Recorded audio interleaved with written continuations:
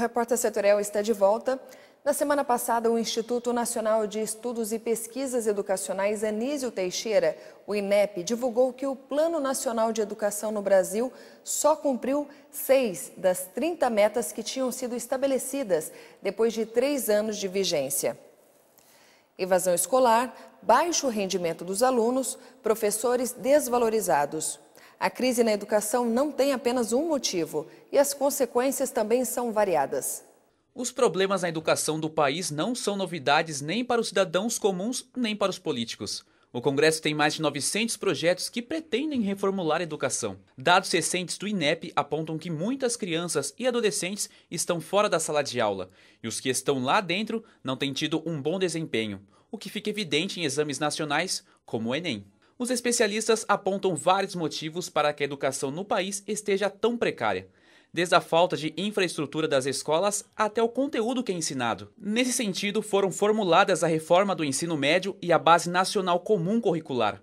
Mas ainda há outros aspectos que acabam afetando a educação no Brasil: a desvalorização dos professores. Um outro estudo do INEP, como dados do Ministério do Trabalho de 2014, mostrou que 15% dos municípios brasileiros pagam menos que o piso salarial do docente. Fique agora com o plantão da redação.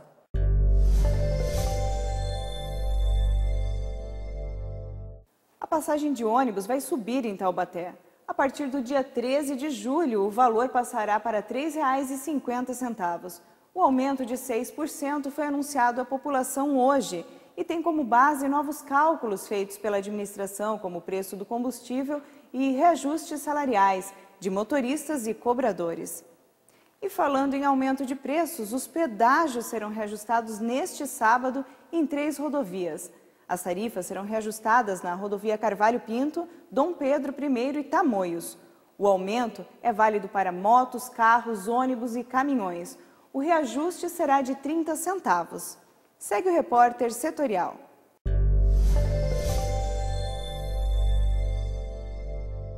A queda no idoso é o acidente doméstico mais frequente e a principal causa de morte acidental na população com idade acima dos 65 anos. A repórter Carolina Silva esteve no SESC de Taubaté, que está realizando algumas atividades durante essa semana de prevenção de quedas de idoso, e conversou com uma mestre em gerontologia que deu outros detalhes sobre esse tipo de acidente. É isso mesmo, 30% das pessoas acima dos 65 anos sofrem pelo menos uma queda por ano. Quem vai nos dar mais informações sobre esse assunto é a Wanda Patrocínio. Ela é mestre em gerontologia e doutora em educação. Olá, Wanda. Na velhice, quais mudanças ocorrem em nosso corpo que acabam aumentando o risco de queda? Então, de modo geral, existem várias alterações, mas principalmente a diminuição da força muscular, que leva à fraqueza, e o enfraquecimento ósseo, que podem levar às osteoporoses. Esses dois juntos, eles podem levar ao maior número de quedas. E por que essas quedas são tão perigosas para os idosos? Porque a maior parte das quedas, elas levam a uma incapacitação. O idoso pode sofrer uma fratura, ficar incapacitado e dependente de cuidados. E quais são esses cuidados que deve ter para não sofrer essas quedas? De modo geral, a gente tem a questão do cuidado com o próprio corpo, né? Então a parte do idoso que possa fazer o fortalecimento muscular, o fortalecimento ósseo, mas também o cuidado com o ambiente, né? Por exemplo, evitar os tapetes soltos que podem levar a quedas, coisas no chão espalhadas e vários outros ambientais. E principalmente pela campanha que nós estamos fazendo, a questão da atenção. Com essa onda toda de celular, as pessoas ficam muito concentradas naquilo e fazem 2, 3 coisas ao mesmo tempo e podem cair em armadilhas. Entendi. E qual é a importância de tratar esse assunto com os idosos?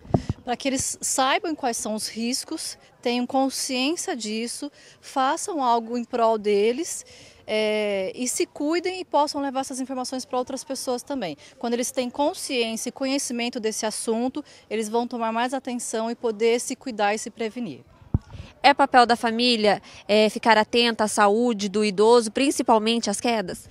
É papel da família também, né? A família que tem essa questão de preocupação com os idosos e deixar um ambiente mais propício para que evite as quedas, fique atenta às condições físicas dele. É papel do próprio idoso e da sociedade de modo geral. Muito obrigada, Wanda. Segue o repórter setorial. O governo liberou cerca de 58,8 milhões para ampliação dos centros de estudo da empresa brasileira de pesquisa e inovação industrial. Os recursos serão utilizados para pesquisa e desenvolvimento de projetos em conjunto com investimentos da iniciativa privada e instituições de ensino. O credenciamento dos 7 centros de pesquisas marca a ampliação da rede técnica da Embrapi. A empresa brasileira de pesquisa e inovação industrial chega a 35 unidades e a expectativa é de que até o fim deste ano conte com 42 centros de pesquisa, avaliação e desenvolvimento de projetos. Significa para as empresas ter uma oportunidade de fazer assinatura de contratos, diminuindo o risco, porque nós pré-selecionamos os grupos, e diminuindo o custo. A forma de financiar a pesquisa em inovação coordenada pela Embrapi tem como base parcerias entre o governo federal, a iniciativa privada e instituições de ensino. Cada parte entra com um terço do investimento, o poder público e as empresas com o dinheiro e os centros técnicos e universidades com o conhecimento científico e o desenvolvimento dos projetos. O plano de ação para estas 7 novas unidades Embrapi conta com 177 milhões de reais. 58,8 milhões repassados pelo Ministério da Ciência, Tecnologia, Inovações e Comunicações. Uma fica em Minas Gerais, uma em Santa Catarina, outra em Manaus e 4 no estado de São Paulo. São centros especializados em áreas como fármacos e biofármacos, manufaturas avançadas e a laser, eletrônica, física e biocontrole de pragas agrícolas. A Escola Superior de Agricultura Luiz de Queiroz, da USP, a ESALC, teve selecionado um projeto avaliado em 30 milhões de reais, dos quais 10 milhões virão do Ministério da Ciência, Tecnologia, Inovações e Comunicações, via Embrapi. Esse termo vai abrir a possibilidade de nós, com o credenciamento, de fazer parcerias com grandes empresas, com empresas do agronegócio que estão voltadas para o controle de pragas. Para o professor titular do Instituto de Física da USP de São Carlos, o modelo adotado pela Embrapi, ao incentivar a interação com a iniciativa privada, dá agilidade no desenvolvimento dos projetos. A ciência brasileira passa por um momento de transição em que a interação com o segmento privado é fundamental para o país e para a universidade também, e para o Sistema Nacional de Ciência e Tecnologia. Para o ministro Gilberto Kassab, um jeito eficiente de investir e fomentar a inovação industrial. São projetos onde a Embrapi não tem nenhuma dúvida em relação ao seu futuro e que precisavam de apoio. E esse apoio acontece através da Embrapi, através do capital privado, com parceria com as universidades e com certeza contribuindo para o desenvolvimento de boas ideias e ajudando a construir um novo Brasil. O grande número de inadimplentes com os pagamentos do Fundo de Financiamento Estudantil, FIES, levou o governo a estruturar novas regras. O objetivo principal é reduzir o índice de ex-alunos que estão com as parcelas em atraso. Apesar de 2.300.000 estudantes serem beneficiados pelo Fundo de Financiamento Estudantil, mais de 50% de ex-alunos estão inadimplentes com os pagamentos. Cerca de 30% desse grupo, que já se formou, tem quase um ano de atraso com as parcelas.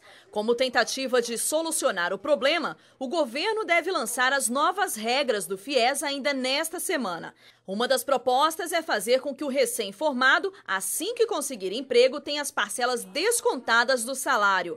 Ao reter os impostos que o trabalhador deve ao governo, a parcela do FIES também ficaria retida. O modelo semelhante ao crédito consignado é inspirado no que já funciona na Austrália. O objetivo do governo é fazer com que as instituições financeiras tenham um retorno do dinheiro, além de baixar a inadimplência e o custo do empréstimo. Atualmente, o programa permite que o estudante tenha o prazo de 1 ano e meio para começar a quitar as parcelas, o que também deve mudar. A nova medida prevê o fim da carência para que os alunos iniciem os pagamentos.